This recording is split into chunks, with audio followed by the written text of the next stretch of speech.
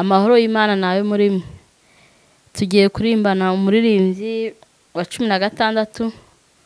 mu ndirimbo zo gushimisha Imana. Aba Yesu bishimira izina rye ryiza, ribamara imibabaro rikabatinyura, ribamara imibabaro we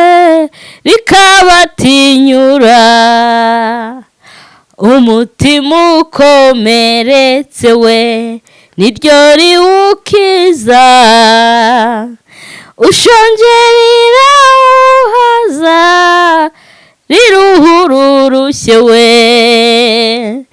ngushongerera uhaza we riruhururushye, niryo ngabo yanjye nziza we ihora inkingira, n'urutare nubakaho ngo inzu yanjye itagwa, n'urutare nubakaho inzu yanjye itagwa, uri umutambyi nemera n'umwami untegeka, n'umwungeri ujya undagira n'inshuti nizera, n'umwungeri ujya undagira n'inshuti nizera, ni wowe bugingo bwanjye we, kandi kuri wowe niho nsiganirwa Yesu, kandi uri n'inzira, niho nsiganirwa Yesu we, kandi uri n'inzira, nuko ndasaba we wemere ishimwe ngushima, nubwo nabasha kuvuga ibigukwiriye we, nubwo nabasha kuvuga ibigukwiriye